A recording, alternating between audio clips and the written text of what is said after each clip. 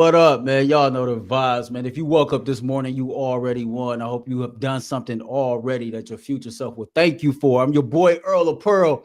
That's my co-host, Cecil Shorts, man. Welcome to an impromptu Thursday live edition of the Ultimate 216 Show. Cecil, how you feel, bro? I'm great, man. How about you? I'm great, man. I can't complain. So check this out. This will be the first of two shows. There is no flagship show on the Ultimate Cleveland Sports Show YouTube channel tomorrow. So we're going to bring y'all a live Ultimate 216 show tomorrow morning. But we couldn't wait till tomorrow to discuss the latest news with Cleveland Browns rookie quarterback Shedeur Sanders. But before we get to any of that, this is a great time to let you know that this episode of the Ultimate 216 show is brought to you by Epicor. From small businesses with big dreams to growing enterprises with global vision, Epicor will equip you with the right tools to move forward. Discover your success at www.easierwithepicor.com. Shout out to everybody at Epicor. Shout out to everybody that's watching the show. Y'all know the vibes, man. Smash that like button, drop in the chat where you're watching from, and we'll shout you out at the end of the show. So we had to come on today because the Ultimate 216 show, man, we bridge sports life and culture all together. And as two people that is from Cleveland, Ohio, born and raised in Cleveland's inner city, when we seen what Shedeur Sanders did yesterday in the Garden Valley projects, it was touching. And it was something that me and Cecil felt the need to shed some light on too. I feel like in the media, we have a responsibility to shed light on things that's very positive like this, things that, go towards helping communities. It was a lot in the news about him getting a speeding ticket. There's always other stuff like that that gets a lot of coverage. But events like this really don't get a positive light shined on them. And so I wasn't present. A lot of people in the media wasn't present. But you know what? We're gonna rave about it. We're gonna talk about it. But before we get to the actual event itself, we need to let you all know what happened, what took place. So, Cecil, explain to our audience what the Garden Valley Projects is for those who are not familiar with like low income housing or things like that. Honestly, it's probably better off of you explaining it than me right now. So Garden Valley is one of our low income housing projects that we have throughout the inner city of Cleveland. And on the 23rd of June, I believe it was, an explosion took place and 5 people were taken to Metro Medical Center. Over 100 people was left without their homes. In fact, just last week, one of the people who were trying to save as many victims as possible passed away. His name was Cordell Sheffield, 32 years old, man. He died trying to rescue his stepchildren from an apartment. And those 2 stepchildren are still listed in critical condition right now today. And so we all know that when you live in areas like that, you already have less than. And to be put in a situation to where you lose the little bit that you have, that can rock you emotionally, that can rock you mentally. It's clearly rocking you financially, like you without shelter, without clothes, like you without food, and you were already barely just getting by, right? And for a kid, you innocent in those situations. You didn't ask to be born into those conditions, and you damn sure didn't ask for something like that to happen, to have with the place that you call home taken away from you. And here comes somebody like Shedeur Sanders, who felt it was necessary to be present and to lend a helping hand.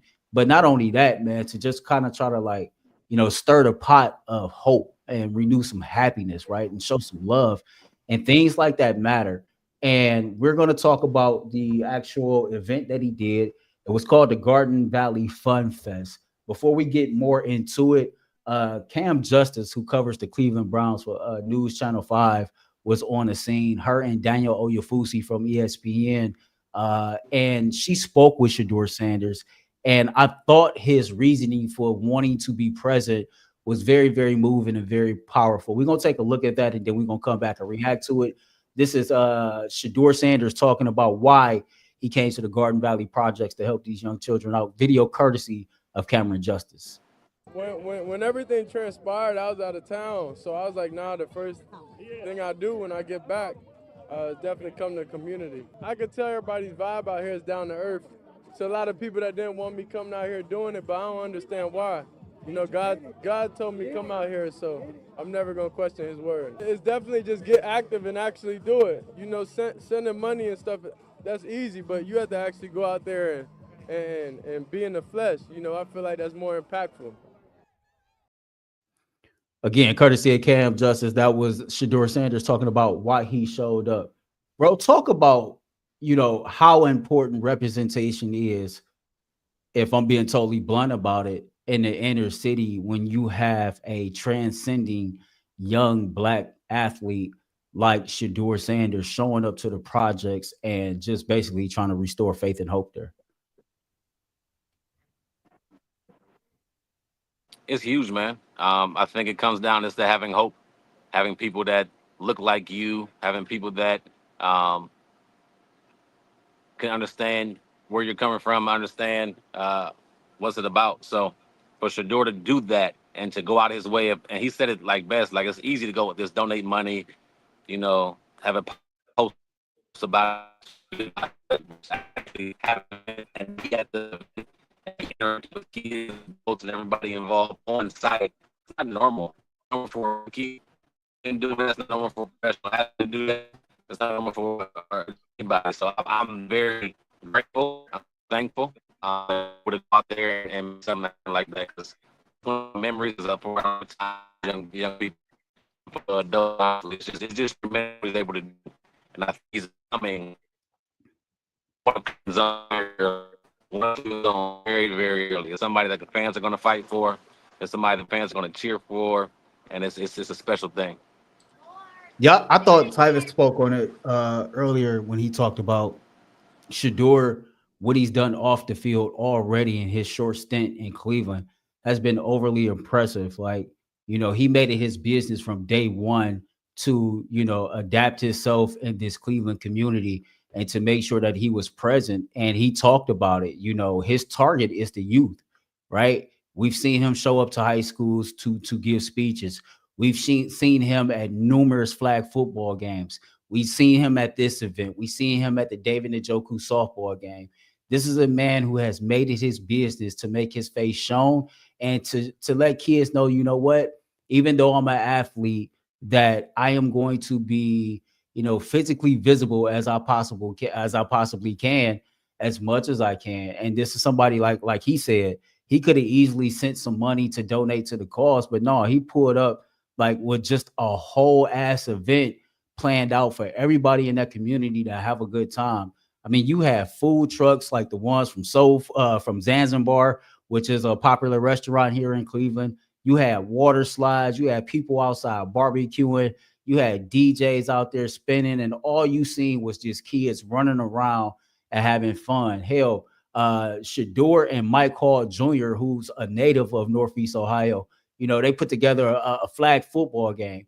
And just to see all these little kids, all these little boys and girls, to come together and be in a situation to where, they can actually relax, have some fun, and forget about the issues that they face daily. Like that's something that it touches the heart for real, because in these like inner city projects like Garden Valley, Mount Pleasant, when that was a thing, and just all these different areas, these are neighborhoods that's often forgotten about. And these are young kids that really felt like people don't give a damn about them.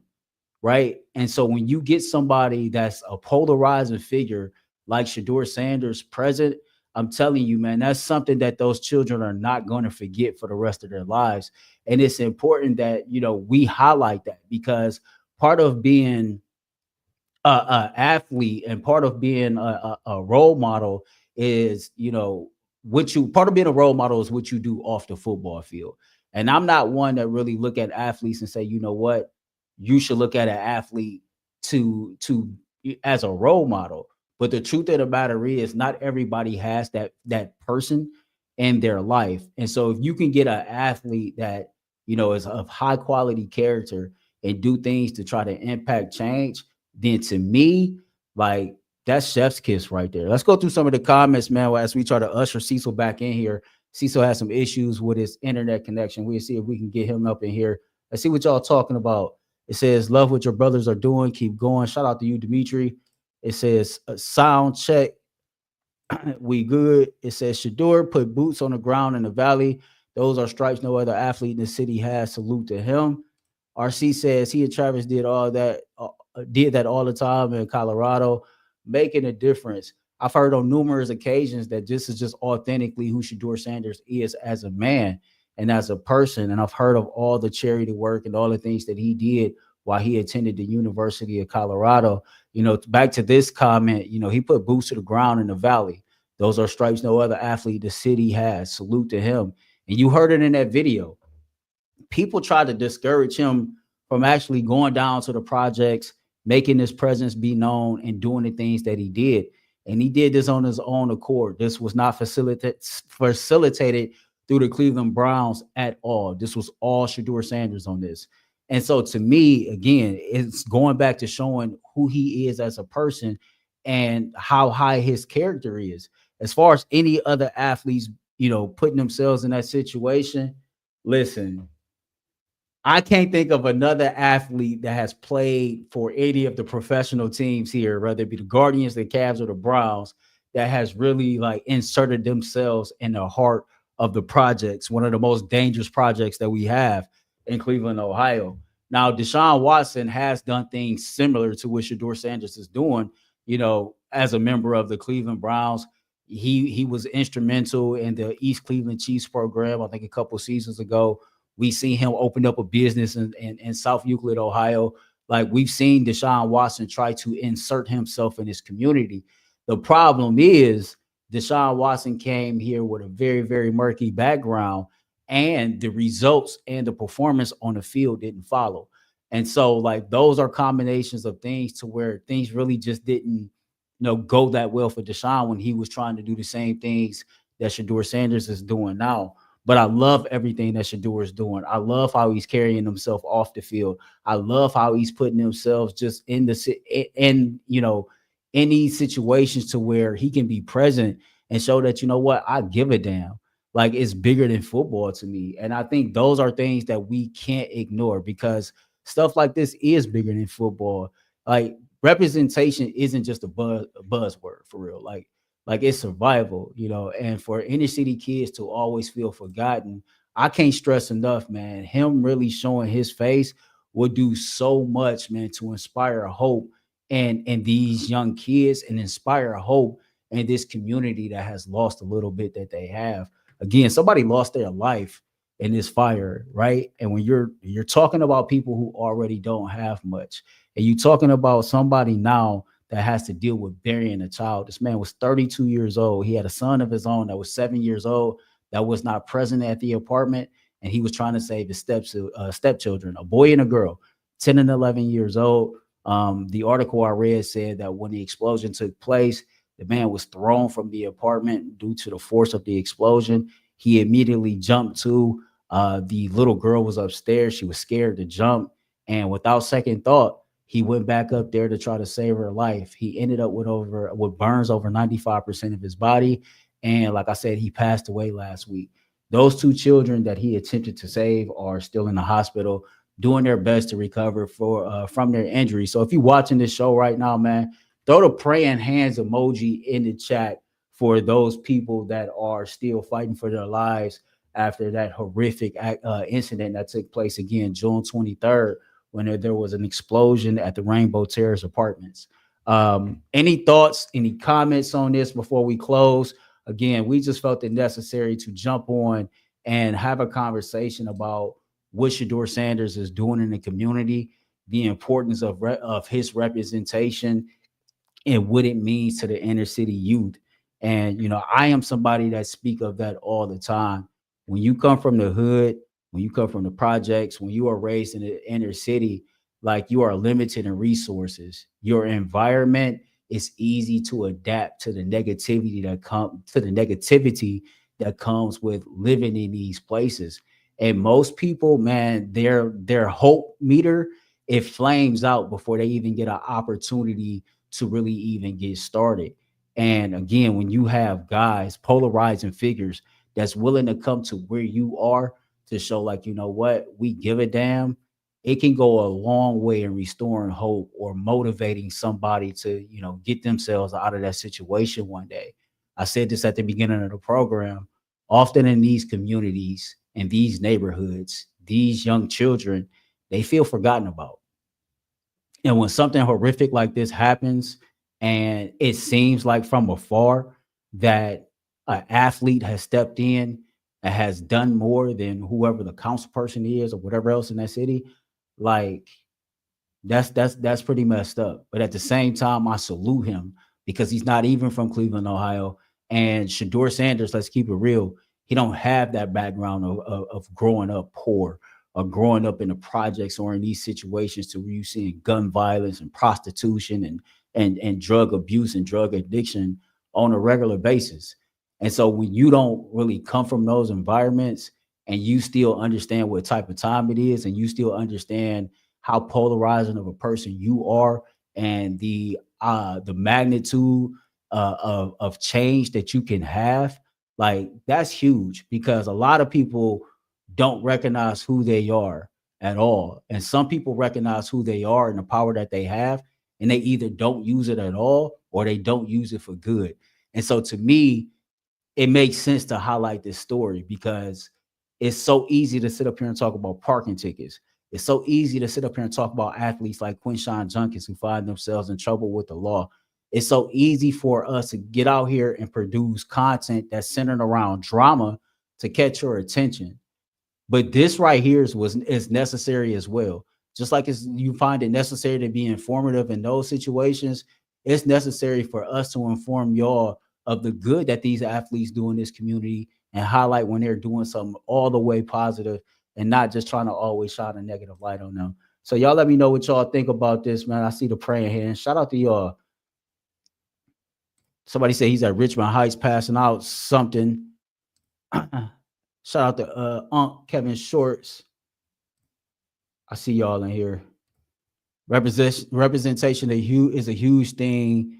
Inspire youth by bringing his community together. I couldn't agree with that more.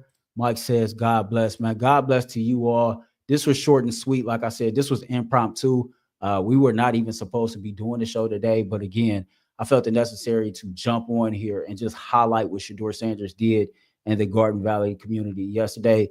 Play this video for y'all one more time before we get out of here of Shedeur talking about why his presence was so important. When everything transpired, I was out of town. So I was like, nah, the first thing I do when I get back is definitely come to the community. I could tell everybody's vibe out here is down to earth. So a lot of people that didn't want me coming out here doing it, but I don't understand why. You know, God told me come out here, so I'm never going to question his word. It's definitely just get active and actually do it. You know, sending money and stuff, that's easy, but you have to actually go out there and be in the flesh. You know, I feel like that's more impactful. I'll leave you like with this. Actions like that is what helps build the bridge between athletes and communities. And imagine, man, if more professional teams and more athletes on professional teams actually took this approach to, you know, lend a helping hand and to be more present and whatever respective city that they live in or play in that can use a helping hand. You think we can possibly one day change the culture for good from what it is to where what it can be? Like, who's to say that we can't flip the narrative, right?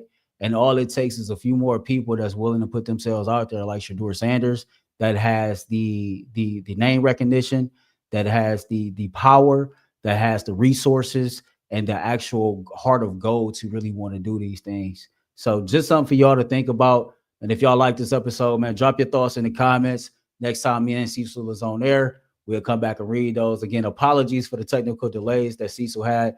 Y'all know the vibes, man. Until next time, be great, spread love. Being great come with a price. Spreading love is priceless. Love y'all. Peace.